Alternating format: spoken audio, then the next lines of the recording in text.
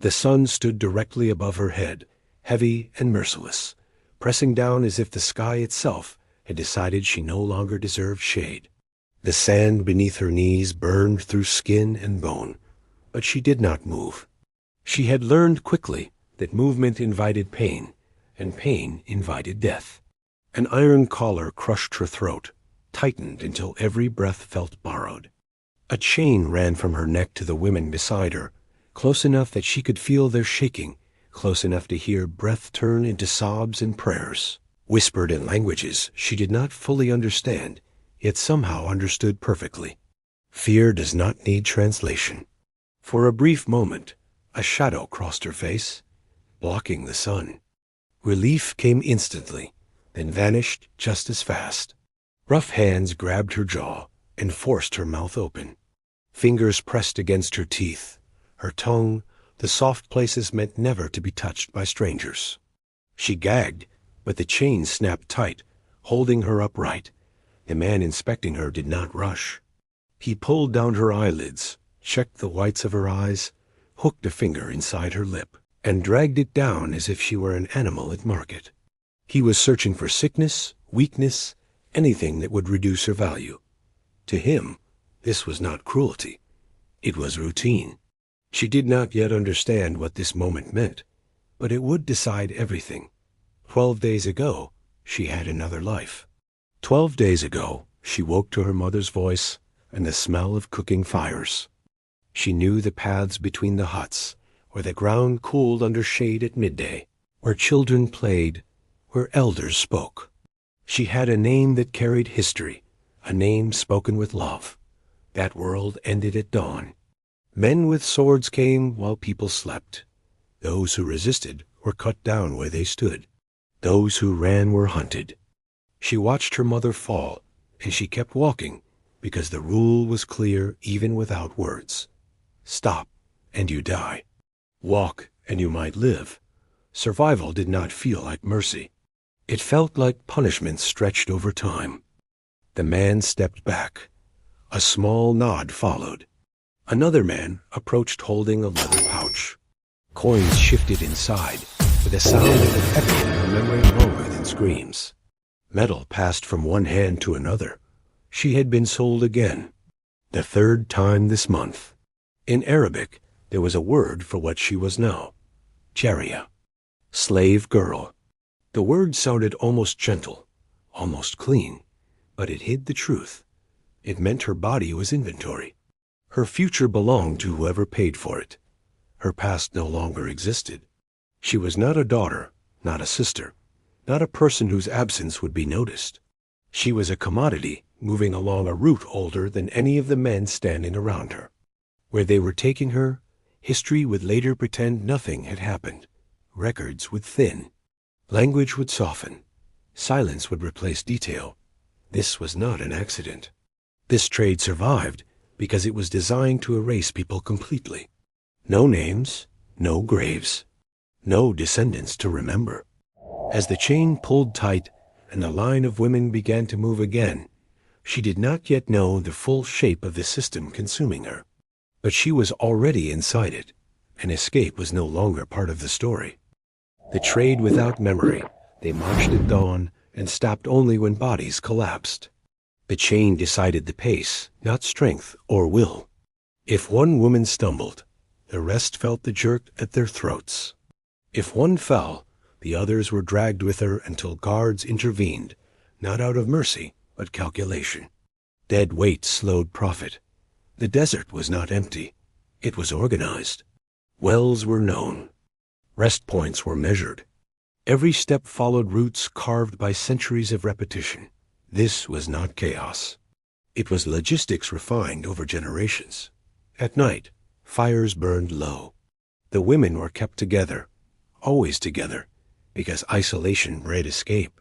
Guards spoke in tones stripped of emotion, discussing numbers, distances, prices. They did not speak of names. Names complicated transactions. A woman who had a name might still think she had a future. Futures were inefficient. What moved through these routes was not suffering alone, but a carefully managed flow of human inventory feeding markets far beyond the horizon. She learned the rules without being taught. Drink when offered. Do not look at the men. Do not scream. Screams invited attention, and attention brought punishment that did not end with pain. Some women were marked early, separated from the line, and given slightly more water, slightly less beating. It was not kindness. It was investment. Those women would sell for more. Their survival mattered more to the ledger. Caravans met at junctions like arteries joining a heart. Traders exchanged information the way priests exchanged prayers. Which market was flooded? Which city paid highest for youth? Which buyers wanted servants? Which wanted concubines?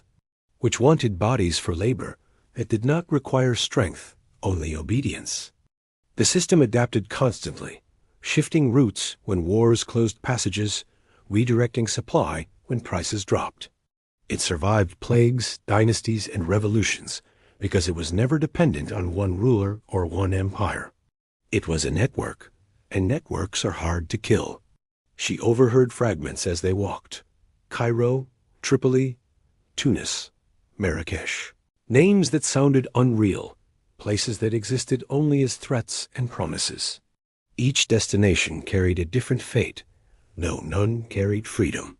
Some women would disappear into households and never be seen again. Others would be sold, resold, passed down like furniture, their lives measured in usefulness. The trade did not end at the market. The market was only the doorway. What made this system unique was not its cruelty, but its ambition. It was not satisfied with labor alone. It aimed to erase evidence.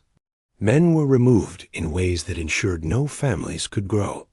Women were absorbed into societies where their children would not inherit their identity. Over time, the past dissolved. No villages left to remember them. No surnames to trace. No communities strong enough to say, "We were here." By the time the caravan reached its next station, she understood something terrible. This trade did not just steal people, it stole history. It left behind silence where millions should have been. As torches flickered against stone walls and gates closed behind them, she realized the inspection in the sand was only the beginning.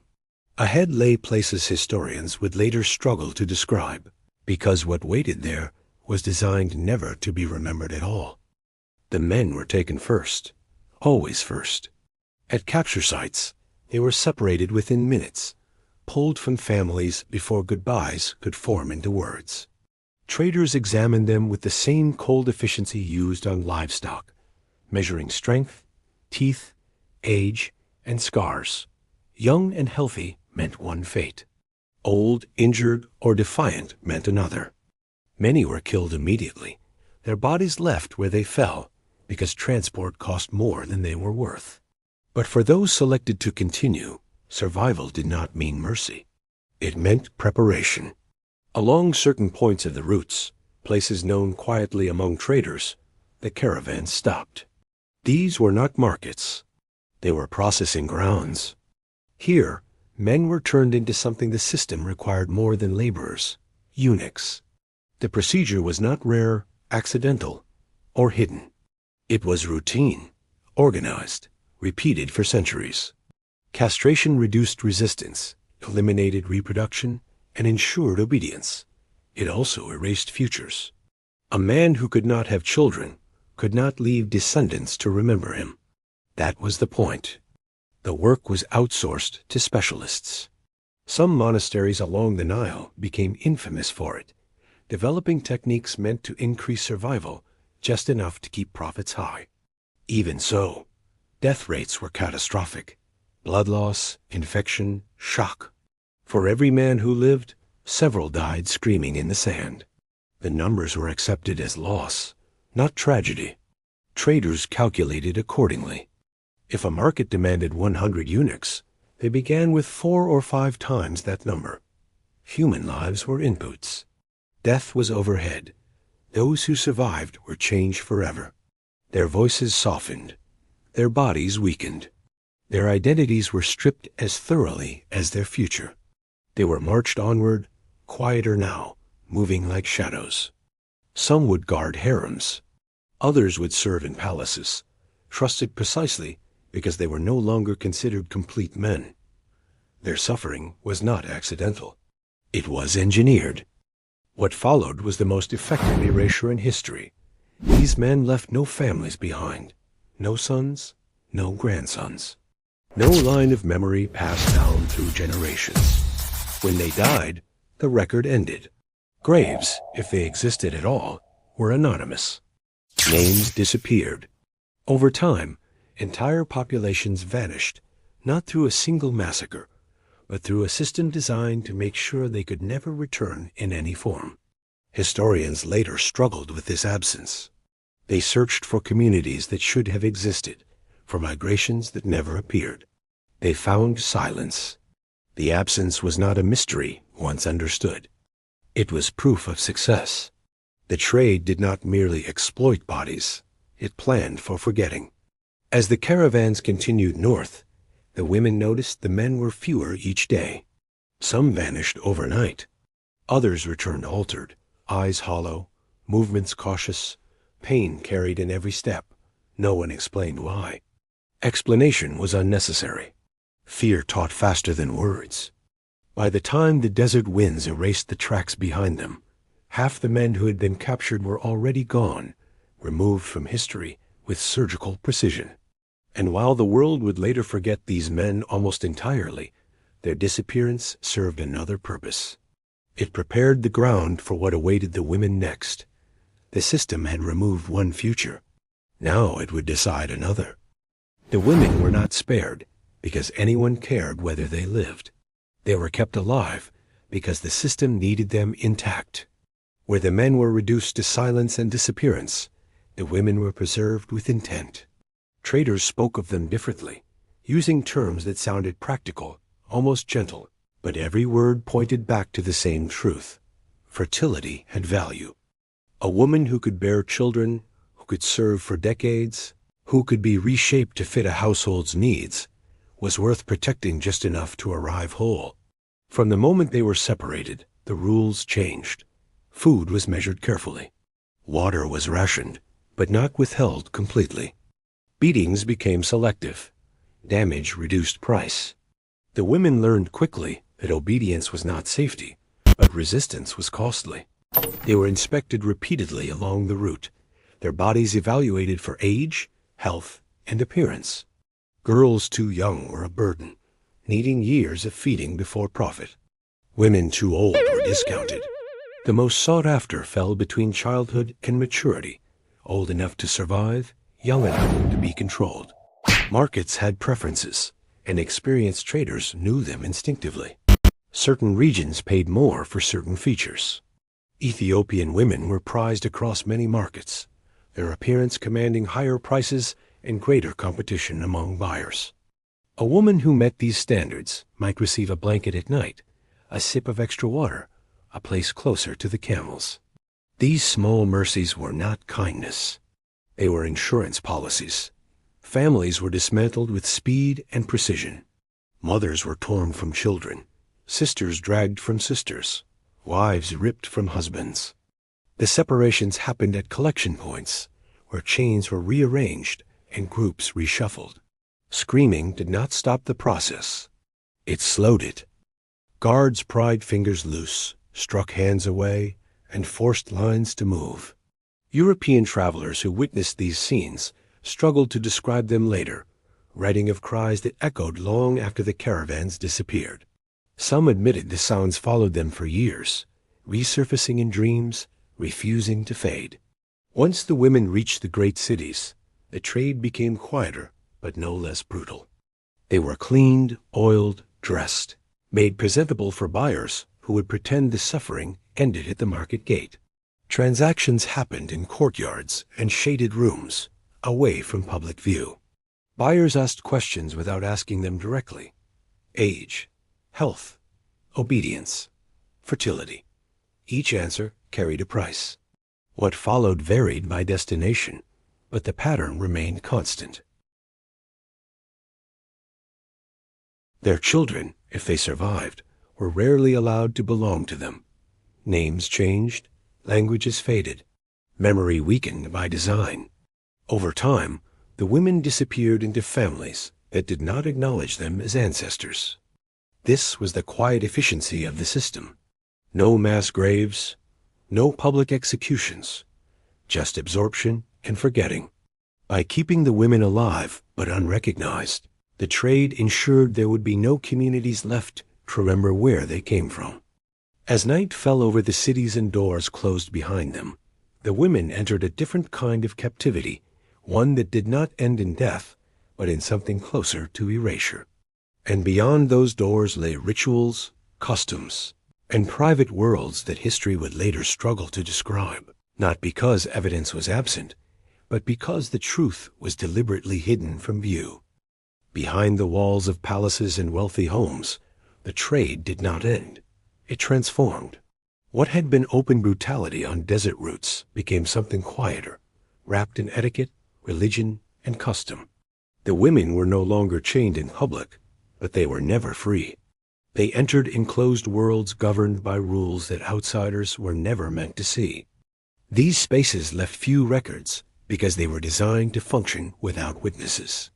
Households operated on hierarchies as rigid as any army. Senior women enforced discipline. Eunuchs guarded doors and controlled movement. Every gesture, every silence carried meaning. New arrivals were taught quickly how to lower their eyes, how to walk, how to speak only when spoken to. Disobedience was punished privately, away from written record.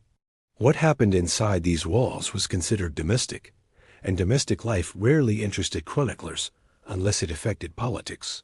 Some rituals were justified as preparation.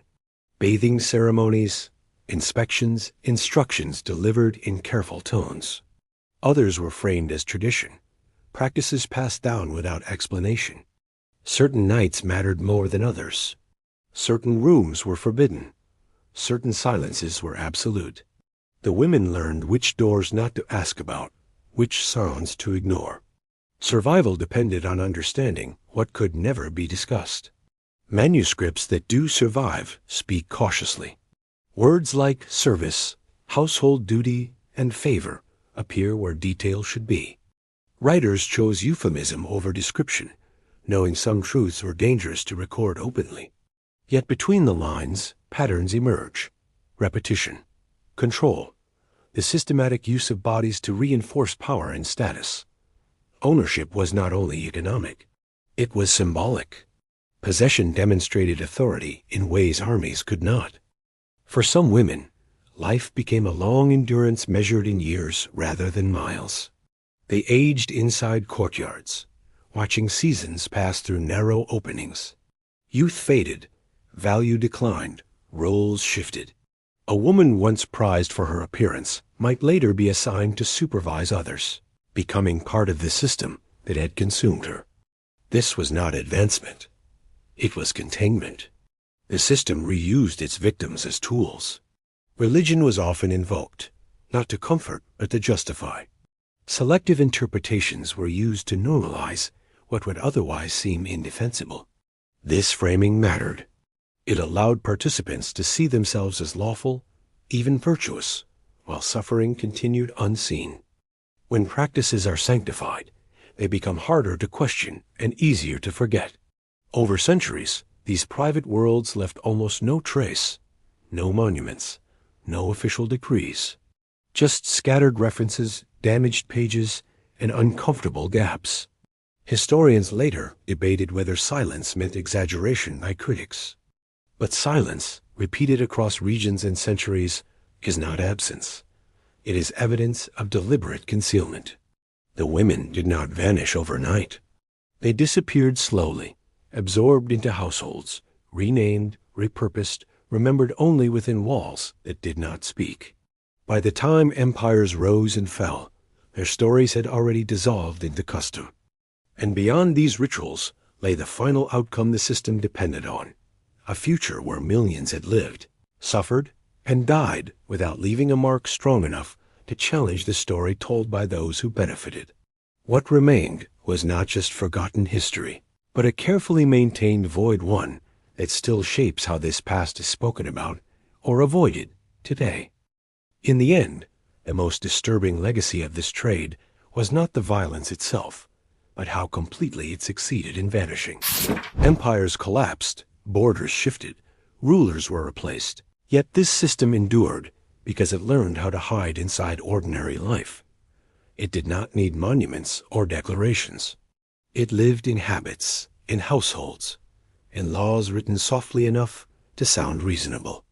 By the time the outside world began to ask questions, the evidence had already thinned, not destroyed in one dramatic moment, but worn away slowly, deliberately, until absence itself became the answer. When European powers finally turned their attention toward abolition, they framed the story as if it belonged safely in the distant past. But the dates refused to cooperate. Slavery in parts of the Middle East remained legal into the lifetimes of people still alive today. There were men and women who grew old inside systems the modern world insists no longer existed. The past was not buried. It was standing quietly behind the present, hoping not to be noticed. Historians searching for traces found something unsettling. They did not find the descendants they expected. They did not find communities large enough to preserve memory. They found fragments, scattered populations, names disconnected from origin. A silence so complete it demanded explanation. That silence was not accidental. It was the final product of the system. Men were removed in ways that ensured no bloodlines survived. Women were absorbed in ways that ensured no identities endured. Together, these choices erased millions without the need for a single final massacre. The women, especially, vanished into the fabric of other families. Their labor, their bodies, their lives built wealth and stability for others, while their own histories dissolved. Some were remembered only as servants, some as nameless ancestors, many not at all. Their suffering did not end in a dramatic reckoning. It ended in forgetting, which may be the cruelest outcome of all. Today, museums stand, memorials are built, and lessons are taught about some forms of slavery. Others remain uncomfortable to confront, not because they lack evidence, but because acknowledging them forces difficult questions about power, faith, and long-standing narratives. Silence is easier. Silence protects reputations. Silence allows societies to move forward without looking too closely at what carried them there. But history does not disappear just because it is ignored. It waits. It survives in gaps, in contradictions, in the uneasy feeling that something is missing. The absence itself becomes a presence. 14 million lives should leave echoes.